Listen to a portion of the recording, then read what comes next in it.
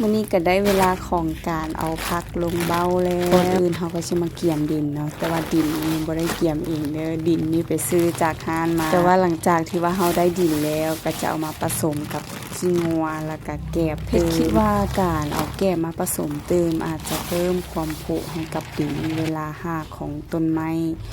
มันหยั่งลงนะมันจะได้แบบเจริญเติบโตได้ง่ายเพราะว่าดินสำหรับขี้งัวนี่แล้วที่จริงก็ควรผสมกับดินหั่นเนาะแต่ว่าเนื่องจากว่าขี้งัวมันเป็นก้อนมันแห้งสินะเฮาบ่มีเครื่องบดก็เลยเอามาห้องใส่พื้นหลังจากที่ว่าเฮาห้องใส่พื้นแล้วเฮาก็จะเอาดินมาใส่พอเวลาเฮารดน้ำเนาะให้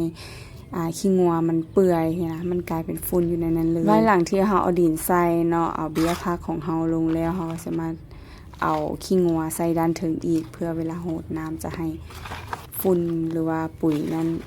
ลงพื้นหาและนี่ก็เป็นเบี้ยพักที่ว่าเฮากาไว้ได้หลายทิศเติบแต่บ่จื้อว่าได้จักทิศแล้วเบี้ยพักตัวนี้จะเหลือจากสุดก่อนที่ว่าเฮาเอาลงเบ้าสุดก่อนนี่เอาลงเบ้าได้ประมาณ20ปลายกว่าเบ้าว่าสุดนั้นหันดินบ่พอดินหมดก่อนสุดนี้ก็เลยซื้อดินมาและนี่ก็คืองานอดิเรกของเพชรเองเพชรจะกาเบี้ยพักด้วยการเอาใส่ฟองน้ำเนาะแต่บ่ฮู้ว่าทุกคนกาแบบการกาเบี้ยพักก็จะมีหลายวิธีเพชรบ่ถนัดการกาเบี้ยไม้ใส่ดินโดยตรงเนาะก็เลยว่าซื้อฟองน้ำแล้วก็กาใส่ฟองน้ำแบบนี้สำหรับส่วนตัวเองคิดว่าเวลาเฮากาใส่ฟองน้ำเสียนะอยู่ในฟองน้ำมันจะดูด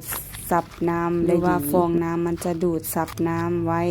เวลาเฮาเอาผักลงสินะมันจึงบ่เฮ็ดให้ต้นไม้เฮาขาดน้ำอันนี้ก็แล้วแต่ความถนัดของไผมันเนาะไผถนัดวิธีใดก็สามารถใช้วิธีนั้นได้เลยบ่มีสูตรตายตัวสุดนี้นี่งมเป็นงมเลยทุกคนมือนี่หยิบขี้งัวเลยเพราะว่ามันตักแล้วมันยากเสียนะเลยว่าเอามือหยิบแล้วค่อยไปล้างน้ำหลังเฮาใส่เบ้าเรียบร้อยแล้วเฮาก็จะมาตั้งเรียนกันให้งามๆแบบนี้เพื่อความสะดวกในการรดน้ำของเราปลูกผักหรือว่าการกาเบี้ยเขียวต้องได้เอาใจใส่ตั้งแต่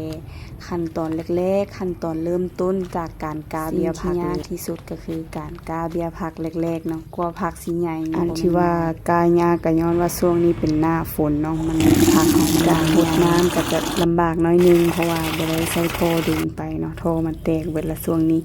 ต้องได้ใส่คุแล้วก็หิ้วไปก็ได้กามในระดับหนึ่งนี้แล้วก็สุดก่อนรวมกันประมาณ70กว่าเบียแล้วก็ตัวที่เป็นโถเนาะประมาณ